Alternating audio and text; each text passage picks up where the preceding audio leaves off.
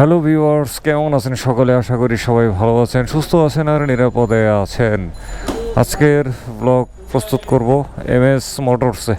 তারা হচ্ছে বাজাজের authorize service centre, plus তাদের এখানে হোন্ডা, ইয়ামাহা, সুজুকি, টিভিএস যা যা আছে সমস্ত ধরনের বাইকের অফিসিয়াল পার্টস, আনঅফিসিয়াল পার্টস সবই পাওয়া যায় এবং পার্টসগুলো হচ্ছে অথেন্টিক। তাছাড়া ইয়ামাহা, হোন্ডা এবং সুজুকির যে সিবিইউ বাইকগুলি আছে ইন্দোনেশিয়ান, থাইল্যান্ড, সেগুলির অথেন্টিক পার্টসও পাওয়া যায়। এই হচ্ছে তাদের দোকানের অবস্থান, ঠিক আছে। আর এদিকে হচ্ছে তাদের পার্টসের গোডাউন, দেখতেই পাচ্ছেন, একদম এলাহি কাণ্ড কারখানা।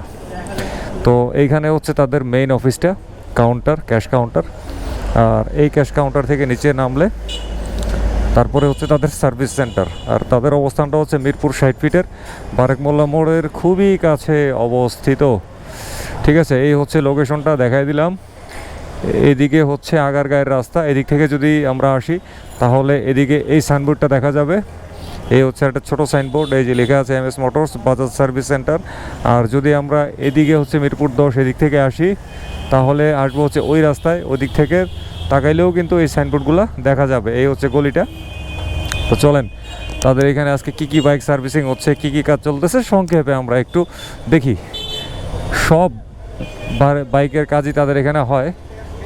আবার ওই যে বললাম যে বাজাজের অথরাইজ সার্ভিস সেন্টার, এটা শুনে কি কনফিউজড হবেন না যে তাদের এখানে কিন্তু শুধুমাত্র বাজাজের না, প্রত্যেকটা ব্র্যান্ডের প্রত্যেকটা মোটরসাইকেলের কাজই কিন্তু করা হয়।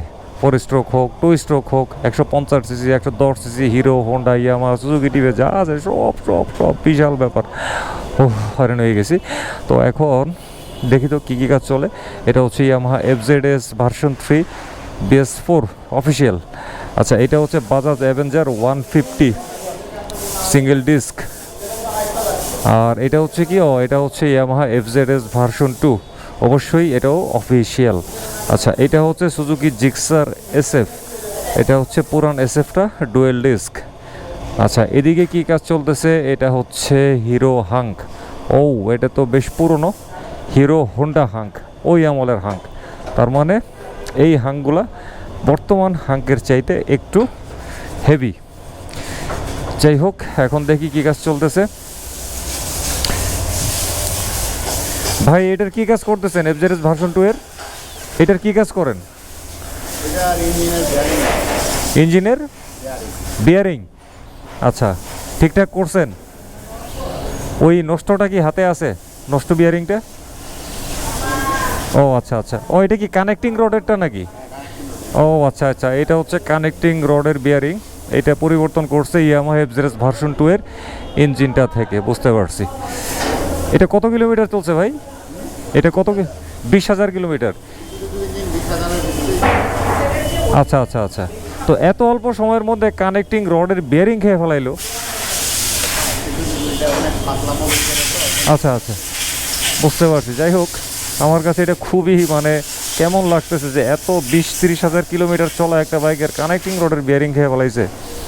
এই বিয়ারিংটা কত ভাই মার্কেটে?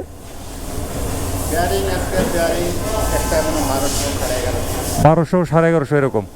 আচ্ছা, আনঅফিসিয়াল। আচ্ছা, বুঝতে পারছি। যাই হোক, অনেক কাজকর্ম করুক।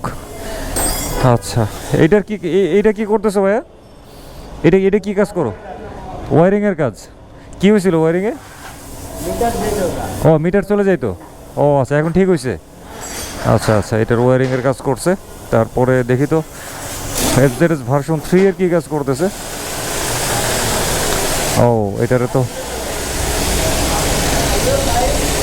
এইটার কি কাজ করতেছে ভাই? আচ্ছা, ব্রেক প্যাডগুলো চেঞ্জ করতেছে। পিস্টনের কি হয়েছে? পিছনের ডিস্কটা আর কি নষ্ট হয়ে গেছে। পিছনের ডিস্ক নষ্ট হয়ে গেছে। ওইটা লেদে গেছে। আচ্ছা, পিস্টন না, পিছনের ডিস্ক নষ্ট হয়ে গেছে, ওইটা লেদে পাঠাইছে, বুঝতে পারছি। লেদ থেকে চলে আসছে না? এটা ডিস্ক প্লেট পরিবর্তন করবা? আচ্ছা, বুঝতে পারছি। এটা ডিস্ক প্লেটটা পরিবর্তন করবে। এখন এই যে নাটগুলা, এগুলা তো এমন টাইট ফিটিং থাকে, কোম্পানি ফিটিং থাকে, এগুলা এইভাবে প্রথম অবস্থায় খালি হাতে খোলা সম্ভব একেবারেই না। তো পরে লেদে গিয়ে গরম টরম করে তারপর এটা লুজ করে তারপর এটা খোলার ব্যবস্থা করে, এই জন্যই আসলে লেদে গেছিলো, বুঝতে পারছি। এটা কত কিলোমিটার চলছে ভাই গাড়িটা?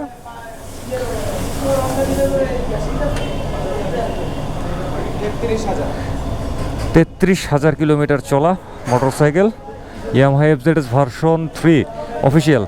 এটার পেছনের ডিস্কের প্লেটটা পরিবর্তন করতে হচ্ছে। আমার কাছে এই ডিস্কের প্লেটটা দেখে এত মায়া লাগতেছে, কেননা মাত্র এই 33,000 কিলোমিটারে এটা কেন বদলাইতে হবে? বদলাইতে হইতেছে কেন জানেন? কারণ হচ্ছে কি, এই বাইকের যিনি মালিক তিনি সময় মতন ব্রেক প্যাড পরিবর্তন করেন না। ঠিক আছে, এইটার খেসারত হচ্ছে এইটা পরিবর্তন করা লাগতেছে আজকে এই জায়গায়। পুরানটারে ফালাই দিছে, এই হচ্ছে নতুনটা। এগুলো কিন্তু সবই MS মোটরস থেকে কেনা, MS মোটরস থেকে সব কিছু পাওয়া যায়। আচ্ছা, আর পুরানটার একটু হাত দেই তো। ওরে বাবা, এটা তো অনেক গরম মনে হয়। ও আচ্ছা, আমি এটা দিয়ে ধরতেছি, যাও তুমি কাজ করো। এটা অনেক গরম এখনো, অনেক ক্ষয় হয়ে গেছে, অনেক অনেক অনেক অনেক ক্ষয় হয়ে গেছে। আপনার এটা তো ক্ষয় হয়ে গেছে, এটার ওজনে আর এটার ওজন তো মিলাতে পারবেন না। আপনি সময় মতন ব্রেক প্যাড পরিবর্তন না করার কারণে আজকে মাত্র 33,000 এটা ফালাই দিতে হয়েছে। মানে ব্রেক প্যাড পরিবর্তনের ব্যাপারে আপনি একটু অলস। ব্রেক প্যাড পরিবর্তনের ব্যাপারে আপনি একটু অলস। আপনারে সময় মতন ব্রেক প্যাড পরিবর্তন করতে হবে, নাইলে এটা আরও যাইতো। সেটাই আর কি, এই হচ্ছে ব্যাপার। যাক, নতুনটা লাগাইতেছে। আর কি আনছো এটার? সামনের ব্রেক প্যাড না পেছনের? পেছনের ব্রেক প্যাড না? ও আচ্ছা আচ্ছা, যাক, এটার কাজকর্ম একটু দেখলাম। হাঙ্কেরটা দেখি তো, হাঙ্কে কি করে। এটা হচ্ছে হিরো হন্ডা হাঙ্কের এটার কী কাজ হচ্ছে ভাই? Master service. আচ্ছা আচ্ছা, ইঞ্জিনের কোনো কিছু করা লাগছে? ও আচ্ছা আচ্ছা, বুঝতে পারছি। আচ্ছা, হিরো মাস্টার সার্ভিস চলতেছে। আর এখন আপনাদেরকে একটা জিনিস আমি দেখাই। এটা হচ্ছে কি, এই যে এখানে একটা পর্দা পুশিদা লাগাইছে, দেখছেন? এই পর্দা পুশিদাটা মারাত্মক রকমের খারাপ। এগুলো নিয়ে আমরা অনেক ট্রল করি, হাসি ঠাট্টা করি আমাদের পরিচিত জনদের সাথে। এই পর্দা পুশিদা দিয়ে কি করে আসলে এই অংশে যাতে কাদা না যায়, ঠিক আছে? কাদাটা ছিঁড়ে করতে গিয়ে এই জায়গা দিয়ে ছিঁড়ে ওই জায়গায় যায়। এই জন্য এই পর্দা পুশিদাটারে দিয়ে কাদাটারে আটকায়। কিন্তু এটা কত ক্ষতিকর জানেন? এইটার কারণে ইঞ্জিনে কিন্তু ঠিকভাবে বাতাস লাগে না। আর ইঞ্জিনে বাতাস কিন্তু সাইড থেকে কম লাগে, এই দিক থেকেই কিন্তু বেশি যায়। তো এটা দিয়া ইঞ্জিনটারে একটা ওভারহিট করতেছে। এটার মালিক অজান্তেই হোক আর যাইতেই হোক। তো এখন মালিক যদি চিন্তা করে, তাহলে আমার তো কাদা লাগে, কাদা থেকে ইঞ্জিনটারে বাঁচাইতে হবে। তাইলে তো এই জায়গাটার মধ্যে একটা স্ট্যান্ডার্ড মাডগার্ড বসাই দেওয়া যায়, তাইলেই তো আমার কাদাটা ছিটার ইঞ্জিনে যায় না, কারণ কাদাটা তো ছিটে এখান থেকে। তো এই জিনিসটা দিয়ে আসলে ইঞ্জিনটার কিন্তু ক্ষতি করতেছে, দীর্ঘমেয়াদী ক্ষতি। ওফ, বাজাজ অ্যাভেঞ্জারে কি হইতেছে ভাইয়া? Carburettor wash. ও আচ্ছা, এই যে কার্বোরেটর খুলে রাখছে বাজাজ অ্যাভেঞ্জার 150। এই তো এটার কার্বোরেটর। ও এখনো ওয়াশ করে নাই, ভালোই ময়লা টয়লা দেখা যাচ্ছে। আচ্ছা, যাই হোক, শুধুমাত্র কার্বোরেটর ওয়াশ করবে বাজাজ অ্যাভেঞ্জার 150 সিঙ্গেল ডিস্ক। অনেক দিন পরে এই মোটরসাইকেলটা দেখলাম। তো বাজাজ অ্যাভেঞ্জার 160 বর্তমান মার্কেটে যেভাবে মানুষজন কিনতেছে, তো অ্যাভেঞ্জার 150-র আমলটা কিন্তু এত ভালো যায় নাই। ওই সময় কিন্তু এই মোটরসাইকেলগুলো মানুষজন এত একটা কিনতে চাইতো না। অ্যাভেঞ্জার 160 ABS-এর মতন। এই যে ও চলে আসছে, ও এটার এখন ওয়াশ করবে। যাই হোক, তো কার্বোরেটর বাইকের পাশাপাশি কিন্তু তাইলে FI বাইকের সার্ভিসিংও করা হচ্ছে MS মোটরসে। আর আরেকটা ব্যাপার হচ্ছে কি, তাদের এখানে কিন্তু ফুয়েল ইনজেক্টর ক্লিনার মেশিনও আছে। এই হচ্ছে মেশিনটা, এই যে দেখছেন, এটা হচ্ছে ফুয়েল ইনজেক্টর ক্লিনার মেশিন। এইটা হচ্ছে শুধুমাত্র FI বাইকের ক্ষেত্রে এই কাজটা হয়। কেউ যদি বাইক মাস্টার সার্ভিসিং করেন FI বাইক, সেই ক্ষেত্রে ফুয়েল ইনজেক্টর ক্লিন করার প্রয়োজনীয়তা থাকলে অবশ্যই করা হবে। আর তাছাড়া কেউ যদি এমনিতে করাতে চান যে না আমি শুধুমাত্র ফুয়েল ইনজেক্টরটা ক্লিন করাবো, সেটাও করা সম্ভব।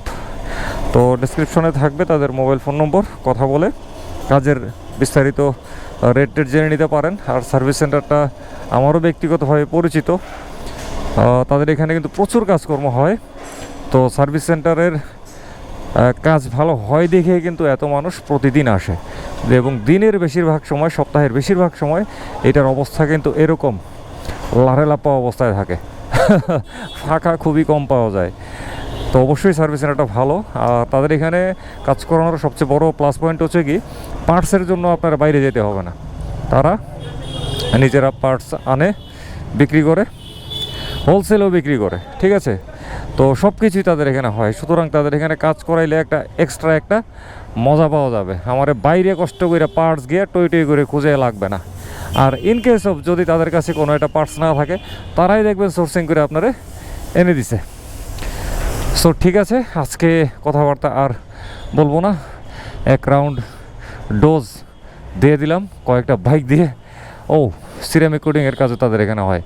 তো সবাই ভালো থাকবেন, খোদা হাফেজ।